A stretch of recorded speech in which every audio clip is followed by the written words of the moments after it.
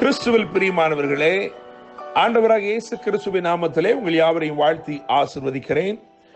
இந்த நாளுக்கு என்று தேவன் நமக்கு அருளியிருக்கும் ஜீவ வார்த்தை யோசுவாவின் புஸ்தகம் 14ஆம் அதிகாரம் 13வது வசனத்தில் இருக்கிறது. அப்பொழுது யோசுவா எபெனேயின் குமாரனாகிய காலேபை ஆசீர்வதித்து எபிரோனை அவனுக்கு சுதந்திரமாக கொடுத்தான். கால் மிதித்து கடினமானதை காலேபு கீழ்ப்படுத்திக் கொண்டான். காத்திருந்து கடினமானதை காலேபு சுதந்திரித்துக் கொண்டான். என கேட்கிற தேவனுடைய பிள்ளைகளே, இந்த நாளிலும் நான் நம்புகிறேன், விசுவாசிக்கிறேன், உங்களுடைய ஞானத்திற்கு எட்டாதவைகள், உங்களுடைய பலத்திற்கு மிஞ்சினவைகள், இப்படிப்பட்ட நன்மைகளையும் இப்படிப்பட்ட ஆசீர்வாதங்களையும் இந்த நாளிலே நீங்கள் எளிதாக சுதந்திரித்துக் கொள்ளப் போகிறீர்கள். கர்த்தர் என்னோடு இருப்பாரானால் கர்த்தர் சொன்னபடி அவர்களை துரத்தி விடுவேன் என்று காலேபு சொல்லுகிறான் 12ஆம் வசனத்திலே. என கேட்கும் தேவனுடைய பிள்ளைகளே, ஒரு தேசத்தால் முடியாது என்று சொன்ன காரியத்தை ஒரு தனிநபரை கொண்டு தேவன் செய்தார். நான் நம்புகிறேன், விசுவாசிக்கிறேன், உங்களை பலப்படுத்துகிற கிறிஸ்து இயேசுவினாலே இன்றைக்கு நீங்கள் எல்லாவற்றையும் செய்து முடிக்கப் போகிறீர்கள். எது கடினமாய் காணப்பட்டதோ அது இன்றைக்கு உங்களுக்கு லெகுவாய் இருக்க போகிறது. கடினமாய் இருந்ததுதான், ஆனால் இன்றைக்கு கர்த்தராலே நான் இதை எளிதாய் சுதந்திரித்துக் கொண்டேன் என்று நீங்கள் சொல்ல போகிறீர்கள். இந்த யோசுவாவின் புஸ்தகம் 14ஆம் அதிகாரம் 1ஆம் வசனத்தையும் 5ஆம் வசனத்தையும் கவனித்து பார்க்கும் பொழுது, கர்த்தர் மோசேக்கு கட்டளையிட்டபடியே யோசுவாவும் அங்கே ஆசாரியனாகிய எலியாசரும் இஸ்ரவேலின் கோத்திரங்களுடைய பிதாக்களின் தலைவரும் சேர்ந்து சீட்டு போட்டு தேசத்தை பங்கிட்டு கொடுத்தார்கள். ஒவ்வொரு கோத்திரத்திற்கும் அவனவனுக்கு அந்தந்த கோத்திரத்திற்கு என்னென்ன சீட்டு விழுகிறதோ அதன்படி தேசத்தை பங்கிட்டு கொடுத்தார்கள். அவரவருக்கு சுதந்திர வீதத்தை பெற்றுக்கொள்ளும் ஒரு காலம் அது. எனவே நான் நம்புகிறேன், விசுவாசிக்கிறேன், உங்களுக்கு உரியவைகளை நீங்கள் பெற்றுக்கொள்ளும் நாட்கள் இந்த நாட்கள்.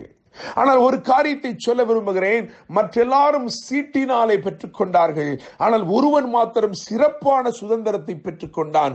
காரணம், அது அவனுக்கு வாக்கு பண்ணப்பட்டது. இன்றோ நேற்றோ அல்ல, 45 வருடங்களுக்கு முன்பதாக வாக்கு பண்ணப்பட்ட ஒன்றை அவன் இப்பொழுது கிளைம் பண்ணுகிறான். இப்பொழுது அவன் கேட்டு பெற்றுக் கொள்கிறான். என கேட்கிற தேவனுடைய பிள்ளைகளே, நெடுநாட்களுக்கு முன்னே கர்த்தர் உங்களுக்கு வாக்கு பண்ணின ஒரு ஆசீர்வாதமாய் ஒரு சுதந்திரமாய் இருக்கலாம். ஆனால் கர்த்தர் சொல்லுகிறார், இது நீ உன் சுதந்திர வீதத்தை அளந்து கொள்ளும் நாட்களாய் இருக்கிறது. கர்த்தர் வாக்கு பண்ணினதை இத்தனை ஆண்டுகள் காத்திருந்தீர்களே, இப்பொழுது நீங்கள் அதை பெற்றுக்கொள்ளும் நாட்களுக்குள் வந்திருக்கிறீர்கள். மன மகிழ்ச்சியோட நீங்கள் அதை பெற்றுக்கொள்ளப் போகிறீர்கள். உங்களுடைய ஆசீர்வாத பங்கை நீங்கள் பெற்றுக்கொள்ளப் போகிறீர்கள்.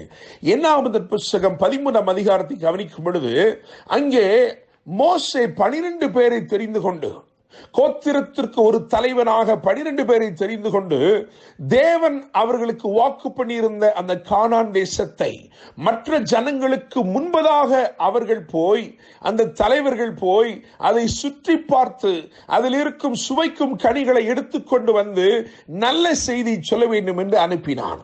என்னை கேட்கும் தேவனுடைய பிள்ளைகளே, அப்படியாக சென்ற அந்த 12 பேரிலே ஒரு ஆள் தான் காலேப், எபெனேயின் குமாரனாகிய காலேப்.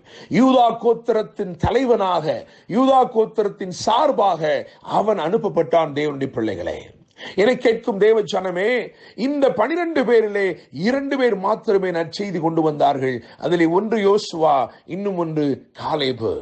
காலேபை குறித்து வேதம் சொல்லுகிற ஒரு சில காரியங்களை உங்களுக்கு முன்பதாக வைக்க விரும்புகிறேன். என்னாகமத்தின் புஸ்தகம் 14ஆம் அதிகாரம் 24ஆம் வசனத்திலே ஆண்டவர் சொல்லுகிறார், அவன் வேறே ஆவி உடையவன். எபிரெயின் குமாரனாகிய காலேபு என்னை உத்தமமாய் பின்பற்றுகிறவன், அவன் வேறே ஆவியை உடையவன் என்று எழுதியிருக்கிறது. எனவே ஆவியில் ஒரு வித்தியாசம் இருந்தது. தேவனோடு ஒத்து போகிறபடி, தேவனுடைய வார்த்தைக்கு இணங்கி இருக்கிற, அவருடைய சத்தத்தை சரியாய் விளங்கிக் கொண்டு விசுவாசித்து கீழ்ப்படுகிற ஒரு ஆவி உடையவனாய் அவன் இருந்தான். எனவே ஒரு ஆவியில் வித்தியாசம். இந்த நாளில் நாம் கேட்க வேண்டும், ஆண்டவரே, எனக்கும் ஆவியில் ஒரு வித்தியாசத்தை தருவீராக. உத்தமமாய் உம்மை பின்பற்ற செய்கிற ஒரு ஆவியினால் என்னை நிரப்பு ஆண்டவரே என்று கேட்க வேண்டும். இரண்டாவதாக பார்வையிலே வித்தியாசம் இருந்தது. சென்ற எல்லாருடைய பார்வையும் ஒன்று, இவர்களுடைய பார்வை வித்தியாசமாக இருந்தது. தேவனுடைய பிள்ளைகளே, எஸ்கோல் பள்ளத்தாக்கு மட்டும் அவர்கள் சென்றார்கள்.